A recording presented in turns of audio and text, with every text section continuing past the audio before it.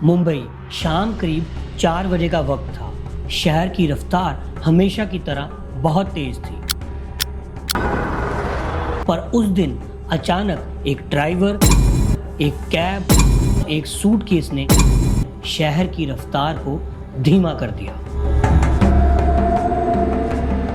Cab driver बार बार rear view mirror में देख रहा था।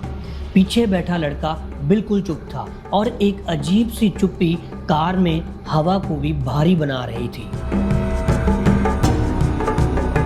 बगल में रखा एक बड़ा काला सूटकेस। ड्राइवर ने बड़े ही प्यार से पूछा, भाई इसमें क्या है? लड़के ने सिर्फ एक शब्द में जवाब दिया, कपड़े।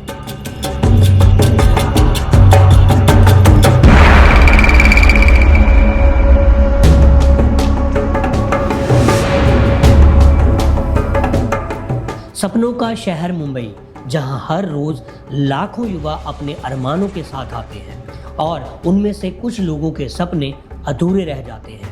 ऐसा ही एक सपना था राजस्थान की 20 वर्षीय मानसी दीक्षित का। कोटा राजस्थान से आई मानसी दीक्षित एक होनहार छात्रा और महत्वाकांक्षी मॉडल थी।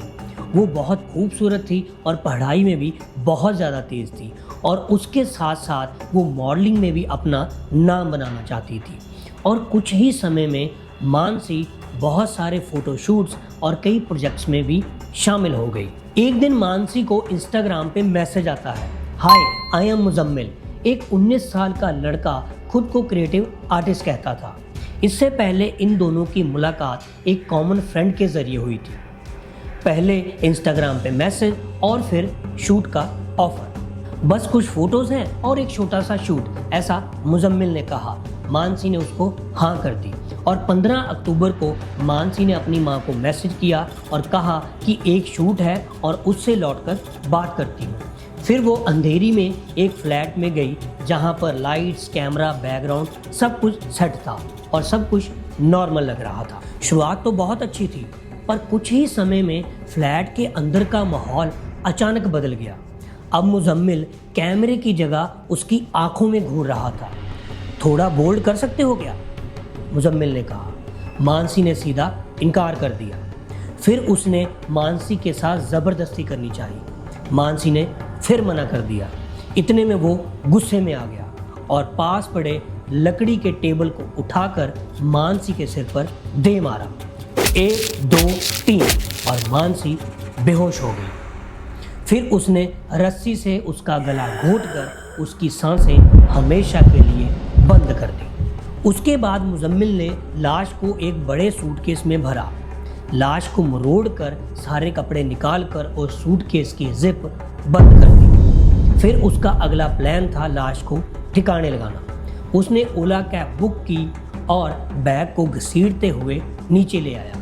ड्राइवर को थोड़ा शक हुआ क्योंकि बैग बहुत ज़्यादा भारी लग रहा था और उसमें से थोड़ी सी गंध भी आ रही थी।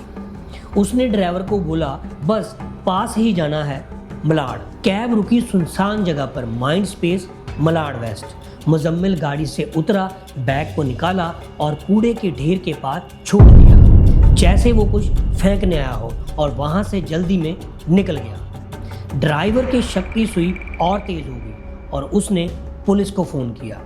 जब पुलिस मौका वारदात पर पहुंची तो उन्होंने बैग को खोला और अंदर पाया कि मानसी दीक्षित की लाश पड़ी है। तो पुलिस ने अपनी इन्वेस्टिगेशन तुरंत शुरू कर दी। पुलिस ने सीसीटीवी फुटेज खंगाली, कैब डिटेल्स भी ली और कुछ ही घंटों में वो मुजम्मिल तक पहुंच गए।